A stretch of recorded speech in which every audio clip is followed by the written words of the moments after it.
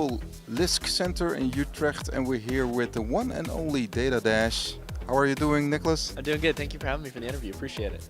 Yeah, you had a very interesting talk here about Genesis Network, or Project Genesis, I must say. Can you tell what it is? Yeah. So Project Genesis is not an ICO. It's not anything of that sort. It's a completely from the ground up open source initiative to try and improve upon the foundation of money. And we really believe that cryptocurrency is kind of the first stepping stone. And what's been created over the last decade in crypto has really helped push forward adoption of this idea of having digital currency that's not under a government or a nationality. But the problem is we've only reached about 1% of global adoption over the last decade. So it proves that there still needs to be some stepping stones in the whole ecosystem of cryptocurrencies that improve cryptocurrency as money. So we want to improve upon this application of it being used as money. And we've proposed 3 new conceptual technologies that we're aiming to build out, again, from the ground up, self-funded, and hopefully allow any project to use it, and hopefully increase adoption from 1% to 10%, 50%, and inevitably, hopefully the whole world using crypto. That's the objective. Yeah, most people know you as a very famous YouTuber. You have more than 300,000 followers. What was actually your reason to start your own project? Yeah, so I was very thankful in the sense that I had created this crypto channel back in the summer of 2017. I think it was a lot of it was a matter of timing, but I think people as well, gave me a very good blessing in the sense that I got to see what was right and wrong with the space, and I learned, where success was found. A lot of times through open source engagement, people volunteering their time and building things out with little to no resources, and along with that, I saw what concepts really were missing in the space as well. Coming from traditional finance and then coming into crypto, I still saw that there was issues of a lack of incentive for users. There was also a lack of capital management structures. That's a very fancy term for being able to lend and borrow crypto, which was a huge aspect of crypto that I think was missing. So we're working towards fixing those 2 issues with the 3 concepts we proposed, and we hope to build even more over time. But we're starting off with 3. The first one is ledger analysis. The second one is peer-to-peer pools. And then the third one is cooperative addresses or ecosystems. And if you want to learn more about these ideas, I can give a brief summary of them, but you can always go to our website, projectgenesisfoundation.org, and you can read the white paper, you can read the resources we have on there, and definitely learn about what we're doing. What can we expect the coming years? What's your outlook on the technology? Right, so as you were alluding to, in 1994, the internet only had 1% adoption, and we're at that point now in crypto. We're basically at the 1994 blockchain. Not even the dot-com bubble yet, which is crazy how early that speaks for crypto. So what do I expect? Over the next decade or 2, I expect that we will start to see double-digit adoption. I think we'll start getting into the hands of people who really need crypto, but I think we'll start to have a much more mature vision of what crypto is, and what applications really are beneficial for cryptocurrencies. What do we need a crypto for? I can't think of any better application than the first application, which was Bitcoin, or money in that case, a store of value and a way to transact that store of value in a decentralized manner. So I think you're going to start to see actual economies starting to use cryptocurrencies. Peer-to-peer cash. Exactly, peer-to-peer cash. Exactly, that's a great way of putting it. And I think people argue a lot in the crypto space about a store of value versus peer-to-peer currency, right? And the thing is, they're not separate or synonymous in any sense. Currency or currency markets need to be stores of value. In fact, they're the second largest in the world. Now, you can inflate them and depreciate them, but they are stores of value at the end of the day. People work their 9 to 5 to, put all their working efforts into this currency that they work for at their jobs.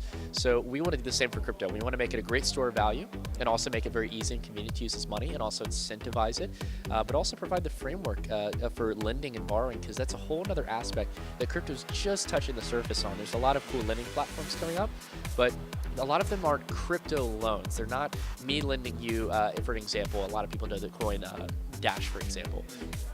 Me lending you 100 Dash and getting 7% interest in Dash back. That would be a real crypto loan in my eyes, and we're not there yet. So You have Celsius, Salt, Yep. but I know we're not. I know Alex Majinsky, who's heading up Celsius, and they're doing great work. I love, because they're taking I think the first step of making use of crypto capital that's just sitting there, right?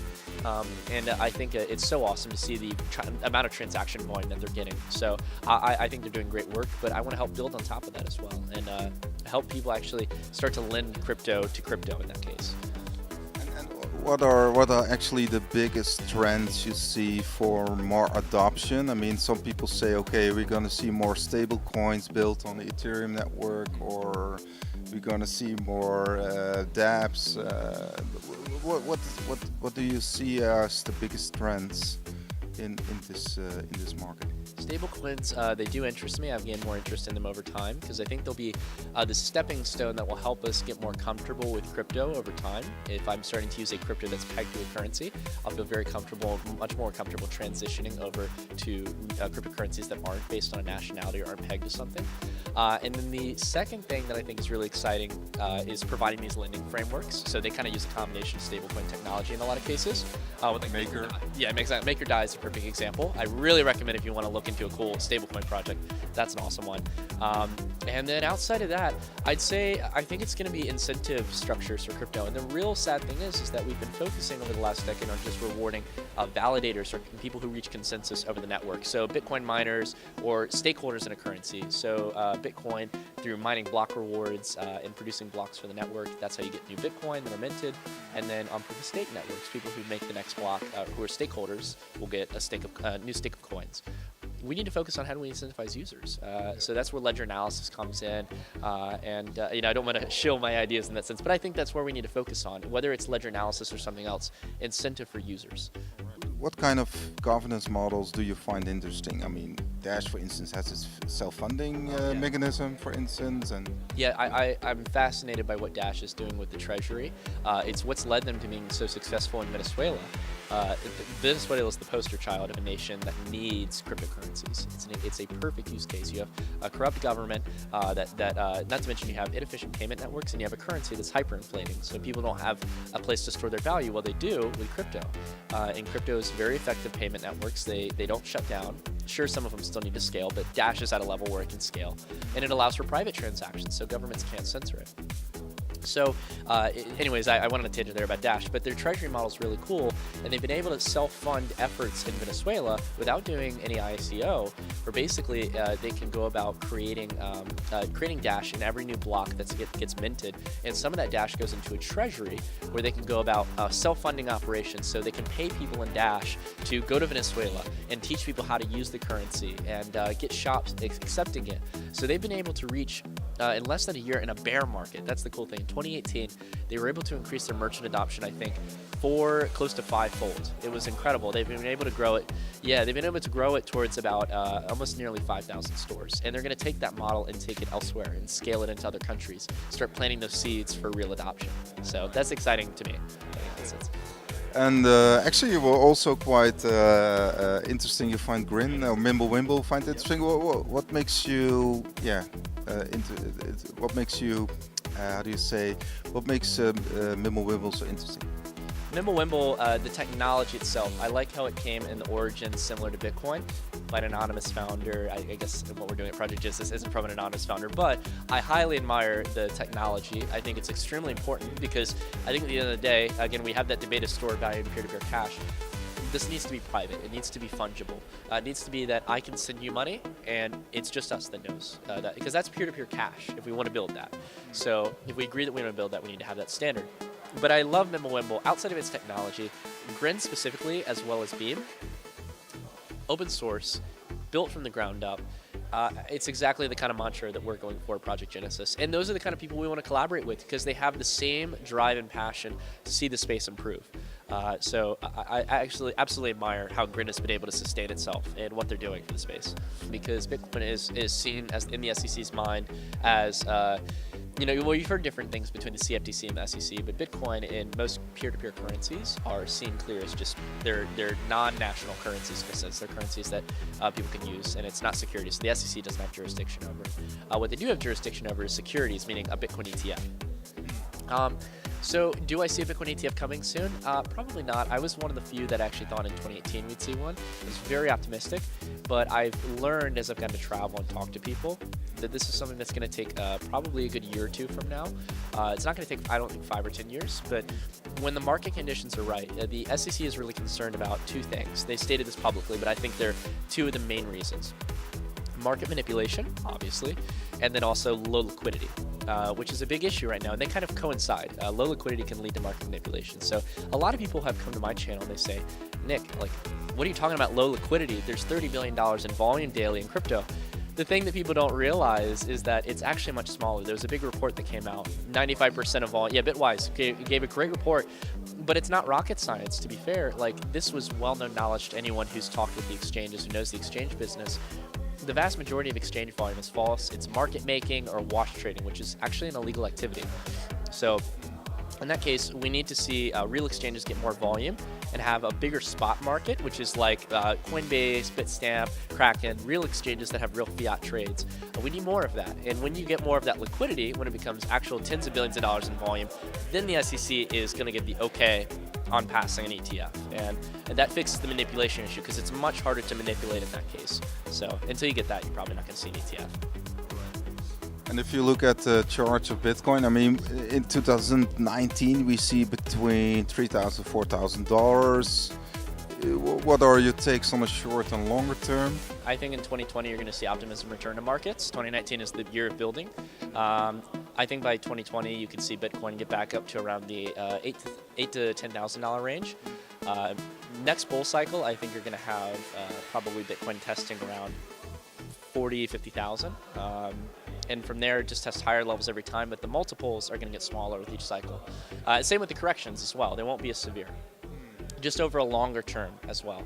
So I think the next cycle will peak at around 40, 50,000. After that, it's going to be something around 80 to 100,000 in that case. If Bitcoin does become a store of value, if it keeps evolving and people continue to get involved in crypto. But we're not going to get those valuations. I hate to say it to people who just want to speculate. We won't get there unless we don't build, right?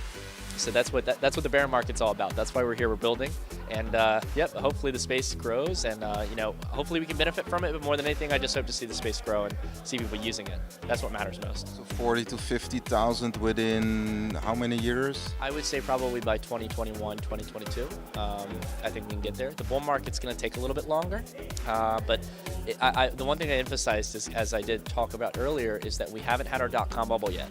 Don't think you're late to the game on crypto, especially after this bear market. You are early. You are in the 1% of people who have adopted crypto. So I think that it's a time to get involved. There's a lot of opportunity financially, but also just to build as an individual and play a role in something greater than yourself. I think that that's the cool thing about it. There's not much like that nowadays that is right in front of our faces, screaming to say, "Become a part of this revolution." So that's why I want to become a part of it. You were endorsed, I think, by Substratum, and they were, for instance, delisted on Binance.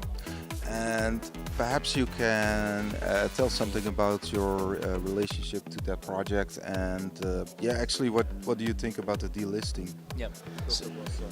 Yeah, a lot of people have misconceptions about how I worked with Substratum. It's one thing, I appreciate you asking that, because I can clarify. So Substratum, a big thing, I did a video kind of talking about how there was some form of compensation stuff in talking about the project. But the thing about it is that there was no contract or anything that I was going to get paid something, right? Justin and I didn't sit down and say I would get some amount of sub-tokens or Ethereum. It was simply after I decided to voluntarily do the video that I liked the project, after getting about 2 or 3 people who recommended it to me, I was like, I've got to talk about this, because at the time my community was only a few thousand subscribers, very low. And when 2 or 3 people came forward with the project, it was like, oh, this is good. And I love the concept because it actually relied on censorship resistance. Who needs censorship resistance outside of money? The internet, right? Where governments, it's something that we don't relate to because we're kind of in the United States or in the West where censorship isn't as big. But we just saw what happened in Europe as a whole as well too. That's a topic that a lot of people are talking about. But anyways, you're still bullish on the project yourself. Subscribe. Yes, I just actually got to talk to Justin not too long ago. I visited their Amplify office, their new exchange they're doing. They actually get what needs to be fixed on exchanges, things that Binance and Coinbase should have done years ago, and they haven't done it. So I think they're making the right investments. They're building an awesome business with Amplify, but also Substratum as a project. They still have developers. They're, I think, expecting the monetization feature where you can stake your tokens and actually start earning by facilitating web traffic on the Substratum network. I think that's coming in a few weeks, about 6 or 7 weeks. So I'm excited for that. We'll see if they actually deliver. That's the real kind of crunch time, whether or not they can deliver. I met the team. I've never had a team so optimistic to bring me out to their office, to show me around, and didn't expect me to talk or shill about the project and just really, see what they're doing. As influencers, we experience this, or I hate to use the term influencers, but YouTubers or people in the space. What I hate is that every project's only eager to take you out if you're going to talk about the project, you're going to do this, that. they never made me do any of that. Like, and I think people, again, view things through a glass window. They view things in a very, cynical way in that case, or a black and white way, where it's either like, oh, Nick's working inside with the project and stuff. No, I really like what they're doing. Like, and there weren't many other projects. There were so many ICOs that raised way more money, that did so many other twisted things, and they're not even building something that benefits from blockchain. Blockchain does a few things well, and one of those is censorship resistance. Yeah. Do you have to decline lots of offers? Yes. During ICOs? I emphasized in the sub video, I don't think a lot of people watched it all the way through, but I declined so many offers during the bull market. I don't expect a pat on the back for that. It's just having a sense of morality, right? But you don't find that a lot in finance. I'm in this space for the long term. I want to see it grow. I want to see people benefit from this technology. I don't care about making a quick buck. I could have done that in 2017, and trust me, I didn't monetize my channel very well. I just want to see, I think Project Genesis speaks to this. I just want to build something out that people actually start using, right? And if I can see people using crypto, if I had two options, to be a millionaire or see people using crypto on the day-to-day basis, I take the latter of the two. I want to see people just using crypto. Like, that would make me excited, because I got into Bitcoin and crypto from understanding how corrupted the central banking system is, how corrupt traditional finance is, and crypto, I think, is that way out. So I want to play a role in hopefully building that. The last question is, what are your 3 coins for 2019? Yeah, it's a tricky one. Man, well, I like any currency that's working with Mimblewimble. I think that's going to be really exciting tech, whether it's just speculative or actually gets used in some projects. I love what Gren and Beam are doing. What else outside of that? Maybe something off the top 10. Yeah, no, I like what Monero's done as well with bulletproofs. So it's made doing private encrypted transactions much cheaper and much less data intensive.